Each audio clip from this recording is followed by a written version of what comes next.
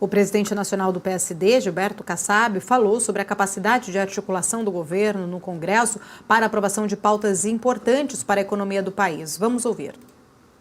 Kassab, muito se discute, ainda mais nesta semana, sobre o encaminhamento da proposta de orçamento, que deve ser feito até esta quinta-feira, prazo constitucional, até o dia 31 deste mês.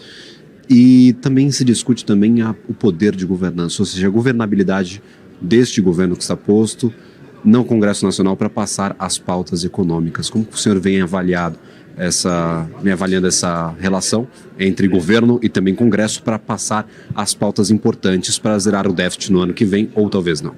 O governo está ainda num processo de construção da sua maioria. Com muito cuidado, vamos aqui registrar que o presidente Lula e o seu governo conseguiu até o presente momento manter o país tranquilo.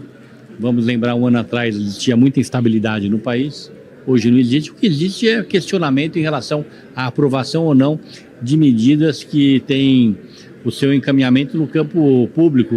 São medidas que o governo entende que possam melhorar a economia, não tem nenhuma...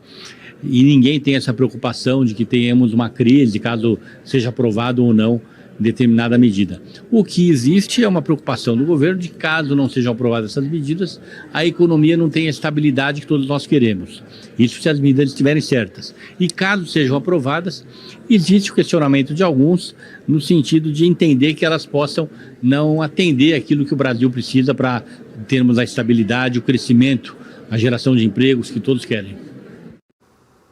Bom, vamos comentar, mais sobre este tema, Felipe, inclusive, trazendo aqui, eu queria dividir em duas partes, essa questão aqui que a gente trouxe, acompanhando, inclusive, neste evento do Warren Institutional Day de ontem, no qual a gente conversou ali, vimos a fala de Roberto Campos Neto e também vimos ali também a fala de Gilberto Kassab. Eu queria dividir em dois pontos, antes até de aprofundar um pouco mais nesta questão econômica, que o próprio Campos Neto trouxe, trazer essa questão do fiscal, essa pauta do fiscal importante em relação a gente tem trazido e já estávamos comentando muito sobre essas medidas que o governo está tentando trazer para aumentar ali o seu, ter ali pelo menos encontrar receitas adicionais. O fato é, o mercado está muito cético, até porque, segundo muitos especialistas, não se encontrará essa possibilidade de zerar esse déficit em 2024. Pode ser que chegue a 0,5, isso, ou até alguns do mercado acreditam que chega a 0,8 esse déficit em 2024.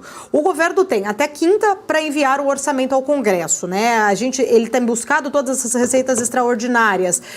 Deve vir ainda uma outra discussão dentro da LDO, a LDO que espera aí conseguir, inclusive, uma abertura de 40 bilhões de renda aí neste espaço, já que ela não conseguiu ali na aprovação do arcabouço fiscal, justamente naquela emenda do relator, aquela emenda do Randolph que foi tirada, ela abriria esse espaço de 40 bi e que não foi, não encontrou, então deve-se trazer aí essa LDO. O governo espera então conseguir essa abertura agora através dessa lei de diretrizes orçamentárias. Olhando para as contas em si, os especialistas acham realmente muito difícil zerar esse déficit no ano que vem. Esse déficit deve ser, então, de 80 bi, mesmo abrindo esse espaço de 0,4. O fato é, quando se chegou nessa questão, em março do ano que vem, vai ter toda uma discussão em relação a essas contas, E o TCU, que na verdade tem a parte técnica ali, obrigando a parte técnica a assinar essas contas, pode ser que a gente tenha que falar em contingenciamento, o governo, quando fala a gente, é o governo, falar em contingenciamento de cerca ali de 60 bi no ano que vem. A questão é, a gente vê o mercado ainda sinalizando talvez uma lua de mel ainda com a nova equipe econômica, que pode ser ali, terminar essa lua de mel especificamente em março do ano que vem, quando ele realmente, de fato, ter que executar este planejamento, trazer aí a execução desse planejamento. Não há uma punição caso ele não seja cumprido. A gente sabe até que o arcabouço fiscal, ele tirou ali uma punição. O que ele tem de punição, de fato, ele não é obrigado, ele vai ter que gastar menos para os próximos anos. Então, 2025 vai ter que ter uma mudança ali, baseado no que for de fato ali equilibrado ou não como muitos acreditam que não será agora em 2024. O fato é que o arcabouço ele prevê que caso não tenha esse cumprimento, essa punição é gasto menor para o próximo ano, no ano subsequente, que diz que o gasto do subsequente ele é 70%, né? O arcabouço ele trata ali numa trava de 70% do crescimento da receita no ano corrente. Se ele não cumprir a meta, o gasto então vai ser menor, vai ser em torno, segundo muitos especialistas, de 50% do crescimento da receita. Então já acaba sendo, né, uma punição, não é aquela punição que a gente via anteriormente, mas, né, a gente percebe que o governo ele vai precisar de fato se debruçar, tentar aí, a gente está vendo que ele só está tentando trazer aumento de arrecadação, mas o governo vai ter que debruçar e tentar entender de fato onde e como ele vai conseguir equilibrar essas contas caso não atinja realmente esse déficit, apesar da equipe econômica falar que vai conseguir zerar esse déficit em 2024. É interessante ouvir o secretário do Ministério do Planejamento falando que o governo ainda tem gordura, o governo ainda tem carta na manga, o governo ainda tem outras possibilidades.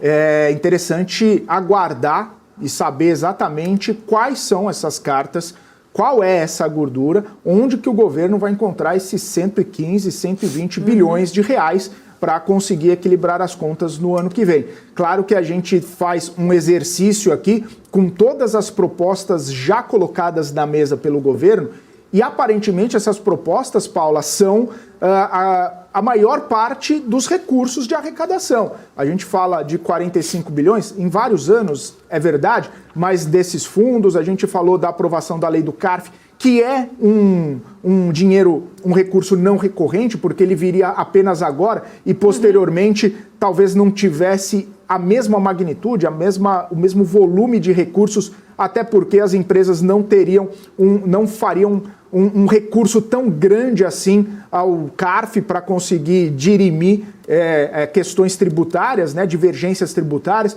A gente fala das apostas esportivas, que tem uma série ali de recursos que podem ser colocados no orçamento, mas enfim, parece que o maior volume já foi direcionado nessas propostas que foram encaminhadas. O que viria posteriormente, essa gordura, essa carta na manga, seriam recursos menores que talvez não chegassem nesse valor tão expressivo necessário para o governo. Tanto é que até mesmo aliados do governo já vêm falando, olha, talvez a gente tenha que mudar a meta. Em vez de zerar em 2024, coloca para zerar em 25, 26, no fim do governo do presidente Lula, para entregar o déficit zero ainda nesse governo, para ter pelo menos uma sinalização de que foi o presidente Lula, foi o governo do presidente Lula que fez o fim do déficit primário, enfim. Parece que até mesmo os mais próximos e aliados do presidente Lula já estão entendendo o grande desafio que é equilibrar as contas num governo onde se gasta muito e se gasta mal.